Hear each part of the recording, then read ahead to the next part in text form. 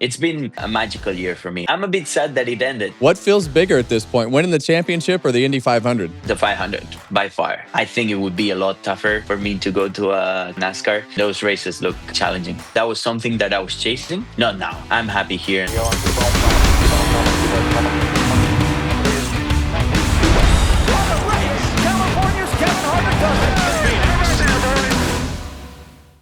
Welcome to Kevin Harvick's Happy Hour, presented by NASCAR on Fox. And today we've got four-time IndyCar champion now, Alex Palou. And Alex, thanks for joining us and congratulations, man. 4 of the last 5 years. That's outstanding.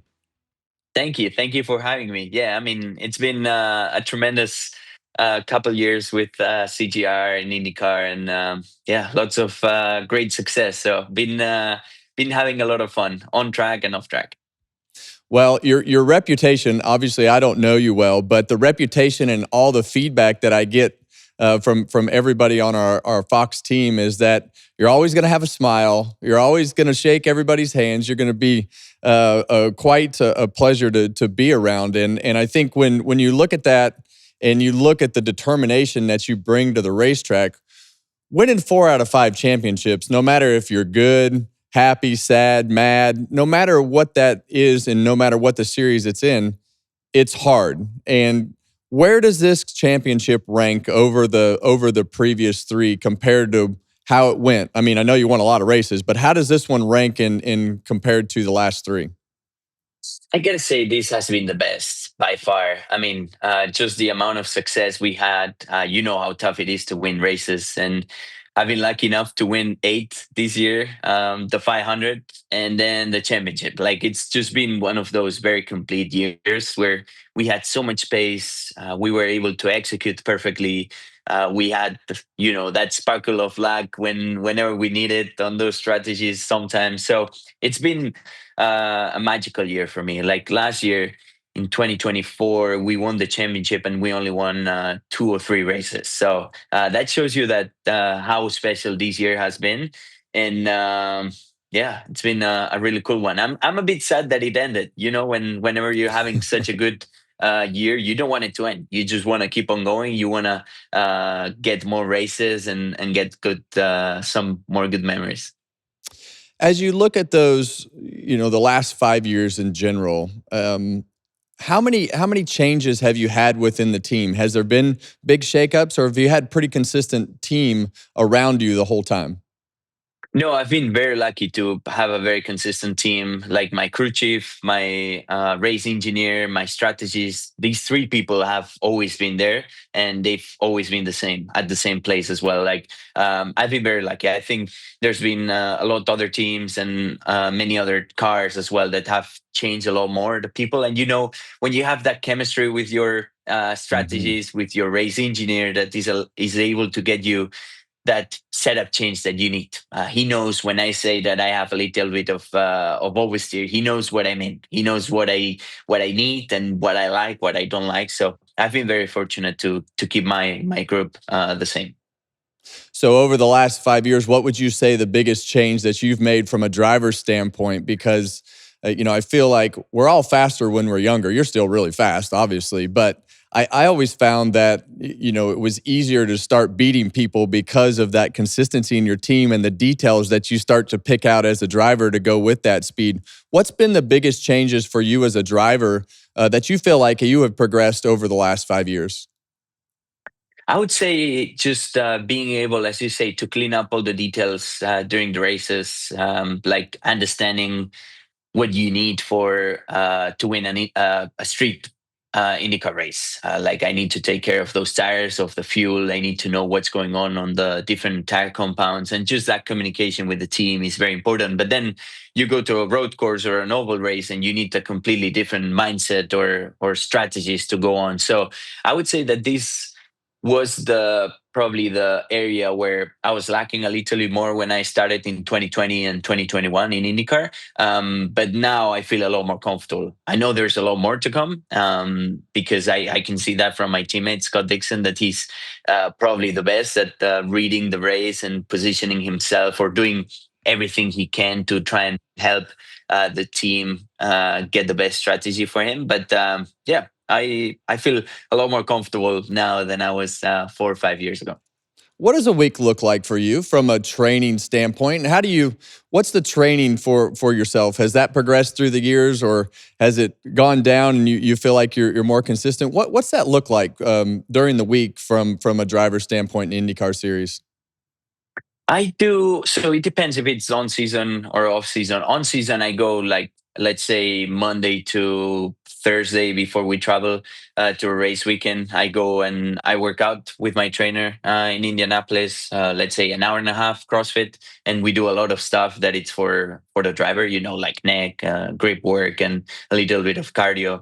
Then I normally have a couple days that I need to go to the shop, or we need to do the simulator ahead of the weekend to prepare it, and that's it. Like, I mean, that's basically the routine. Obviously, you have media here and there that you need to do, or events, but that would be my prep week.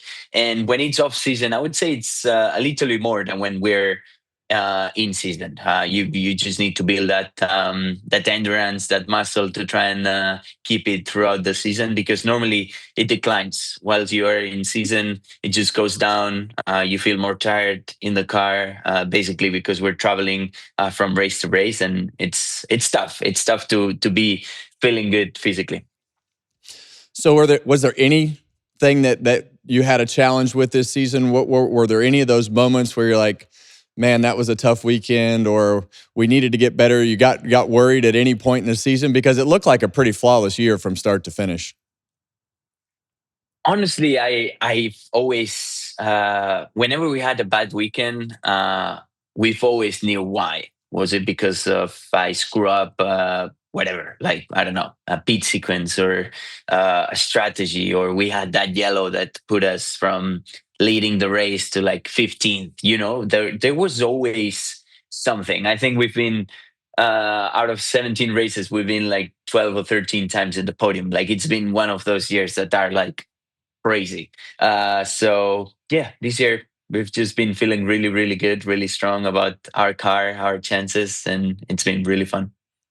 So you win the Indy 500, you win the IndyCar Championship. Which one's bigger? This is, as far as the media and the attention and everything that goes with it. It seems like the Indy 500 is just such a massive event. What feels bigger at this point, winning the championship or the Indy 500? Media attention wise and people attention wise, the 500 by far. Yeah, it just feels like that race is seen by everybody, even overseas. Yeah. Feels like everybody. Well, there's like people that doesn't really follow racing that much, but they always follow the 500. So you have a lot more attention during the 500 than the championship. I think that it feels also more special winning the 500, because you cannot really prepare for it. Like, it's a 1 day show. There's 350,000 people at the track, and you don't know if you're going to win or you're going to finish last until that last pit stop, and then you kind of prepare yourself to fight at the end.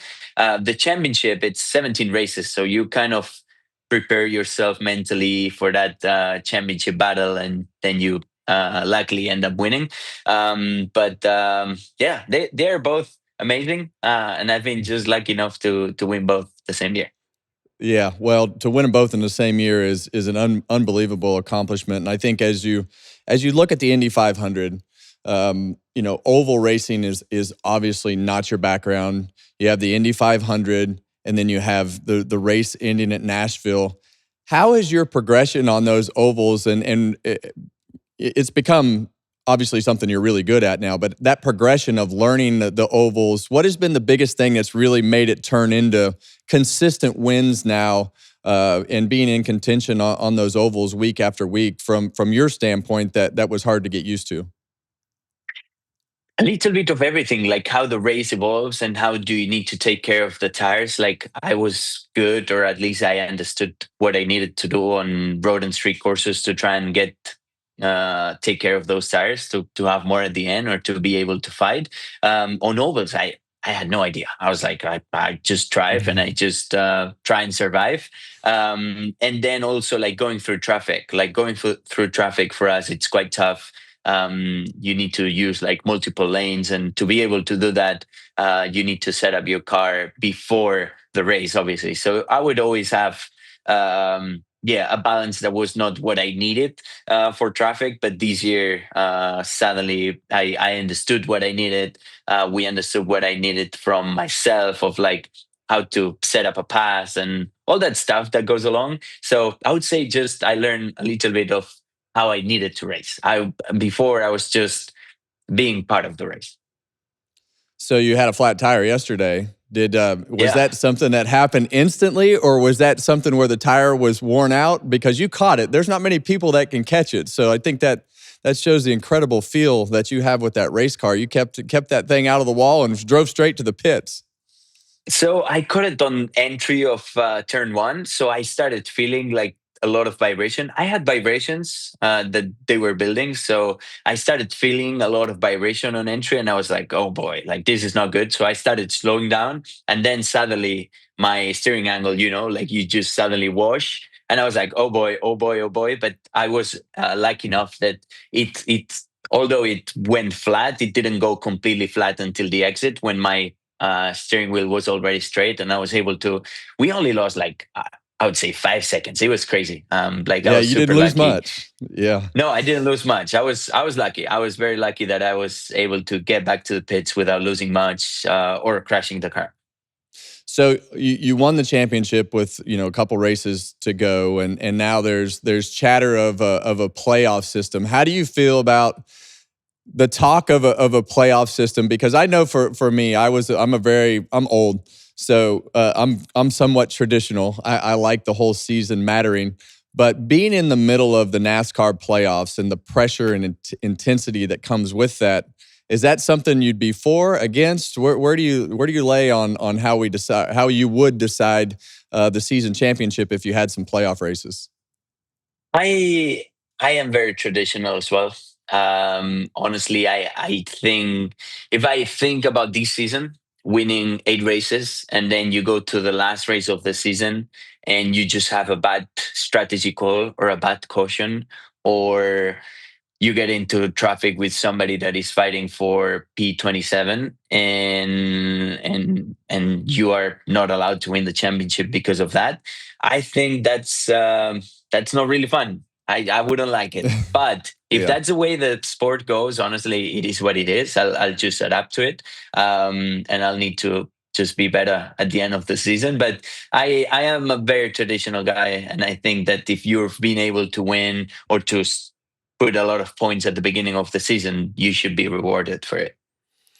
When I look at the IndyCar season, obviously there was a lot of drama with the Penske organization and all the things that happened there. You got new ownership on that side. Where do you feel like IndyCar racing is as a whole as you move forward? It seems like you guys have worked through a lot of those things and had a great end of the season. Where does 2026 take IndyCar racing? How do you see it looking different? How do you see the momentum of new TV partner with Fox coming in and all the things that and their enthusiasm that has gone with putting you guys on network TV, and where do you think the overall picture of IndyCar racing is in your mind? I'm excited. I'm very excited. I think this was the first year with Fox being part of IndyCar, and now they took a little bit of ownership as well towards the last part of the season, which I think it's amazing for the sport. We just need a partner that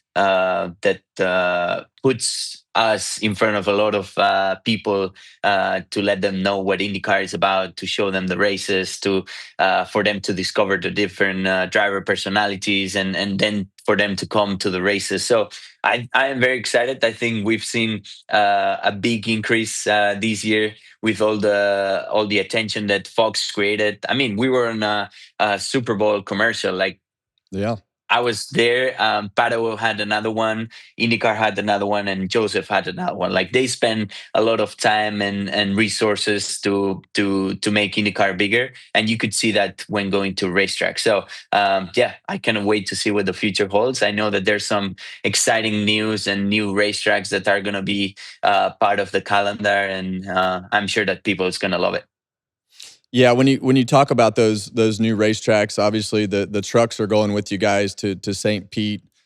Phoenix is going to be on the schedule with IndyCar, NASCAR double headers, and so we've had a couple of those weekends. I've been a part of those at the Indy road course, and as you look at those combo events, I'm a race fan, so I love having the mixture of the drivers from completely different forms of racing, because I don't think people realize IndyCar drivers, NASCAR drivers, F1 drivers, we all share the same thing, and that's the love of the sport. How do you feel about having those events together, and what that brings to the racing world? I love it. I think it's yeah, as a fan as well, I love it. Like just imagining that you can get to see different races and so different series at the same time, the same weekend. It's amazing. I would love if we could be a little bit more together, not like Hmm. what we had, I would say 2 years ago, that we were very separate. And I just wanted to see the NASCAR cars as well. Like I wanted to be close to that car, but I think it's going to be a lot better in 2026, and it's fun. I think it's super fun for drivers and fans.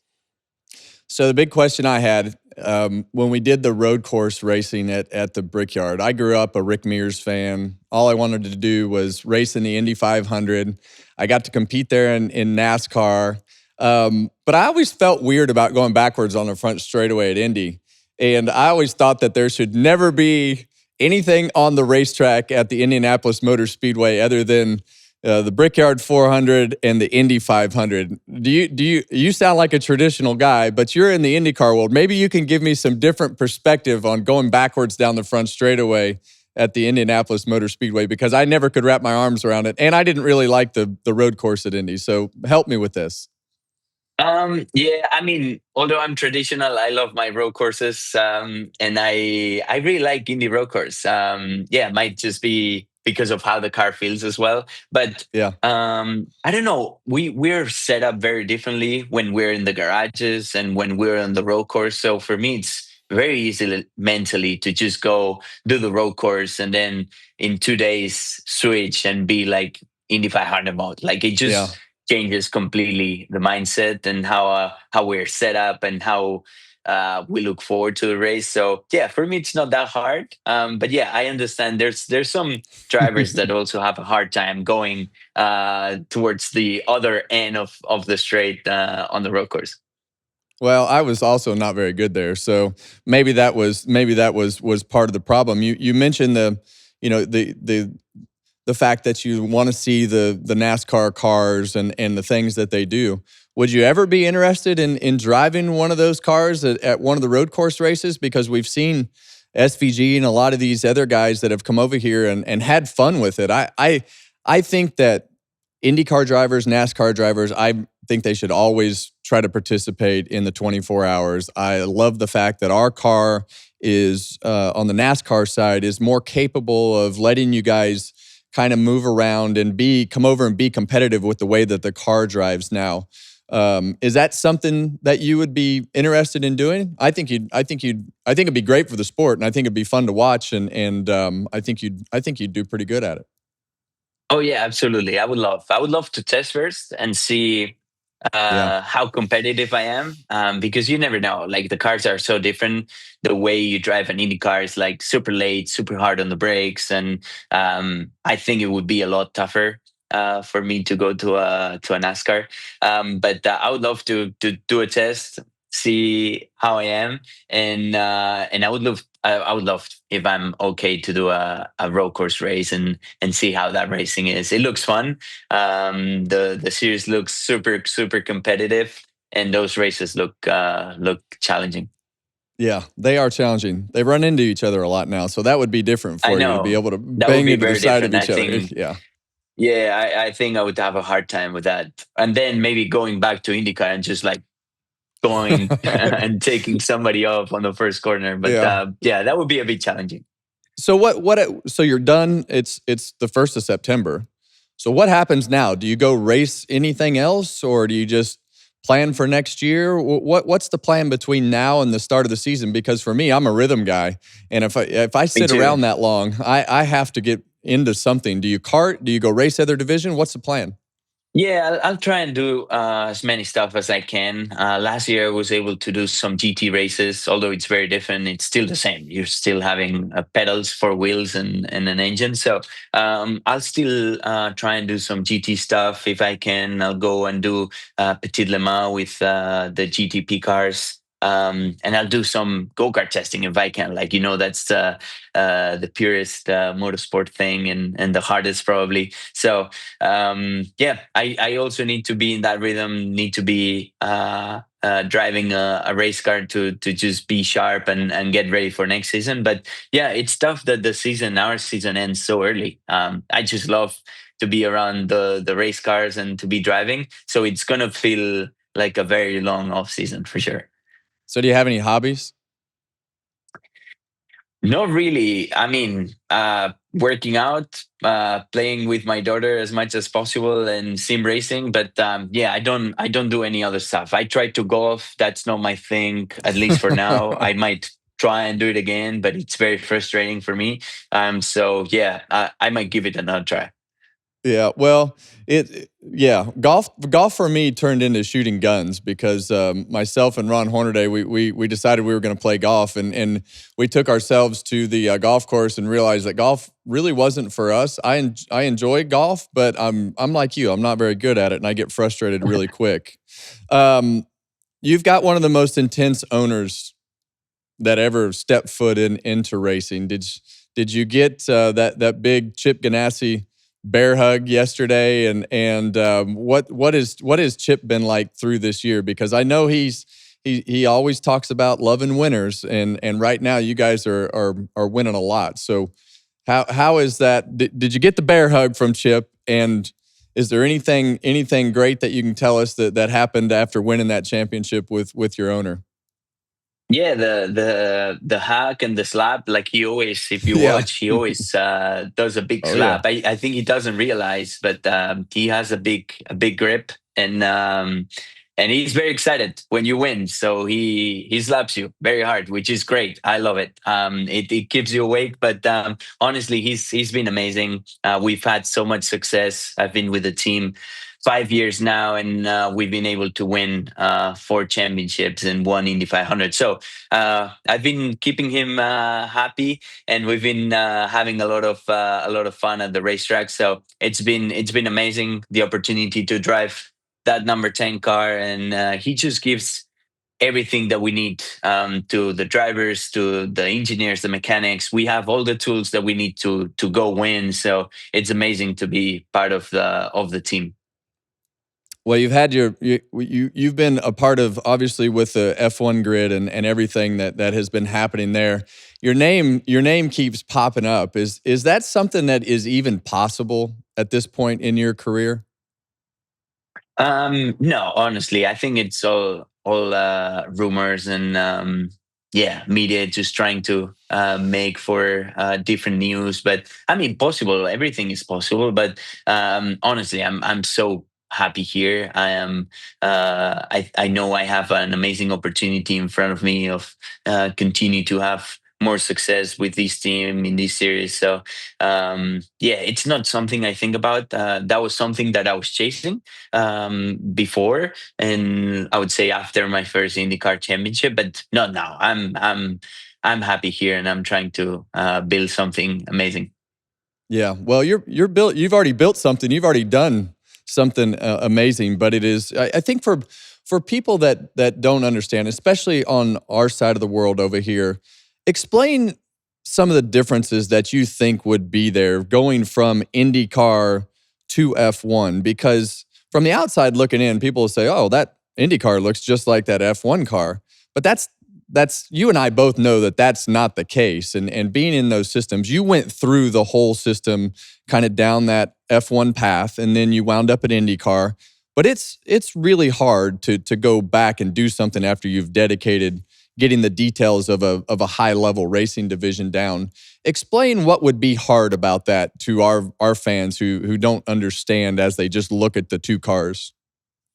Yeah, I mean, they although they are similar, they have big differences. Like when you look at how an IndyCar is built and how an F1 is built, like just starting by like in IndyCar, it's a spec series. Like we don't develop. It's all about setup and how we put the car together as a team to make it a little bit faster. In F1, they have development for everything. They develop brakes, aero, engines. Like they develop every single piece of that race car continuously, year in, year out. So the cars develop a lot, and they have a lot more downforce than us. They have power steering. They have a lot more power than us. Like it's a little bit bigger car. I don't think that I drove an F1 2 years or 3 years ago. It's not that different to drive one. It's a lot faster, but it's not like a completely different driving style. But as you said, when you have dedicated so much time in NASCAR or IndyCar or F1, you become really good at knowing exactly what you need for to go fast at an IndyCar, to win at an IndyCar. So for me to go to NASCAR or to F1, I would need to learn all those details. I would need to understand what I need in F1 to take care of those tires, or in NASCAR to be sure that I'm able to overtake on a draft. Like there's every single series, there's those details that make the bigger differences. It's not about going Last, fast. I think everybody is able to go fast on yeah. any car. Like all drivers, if you give time, it's quite easy. So last question: as a kid growing up, who was your idol? Who did you idolize as a kid as a race driver? Schumacher, Michael Schumacher, when he was in the Ferrari era, he was winning a lot in F1, and that was he was driving a red car. And as a kid, that was the thing that I really liked the most. So yeah, Schumacher was the guy.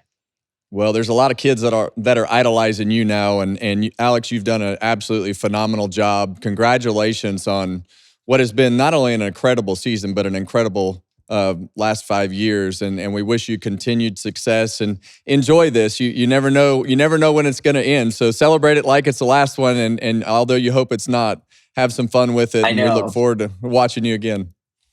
Thank you so much. I will. Thank you so much, guys.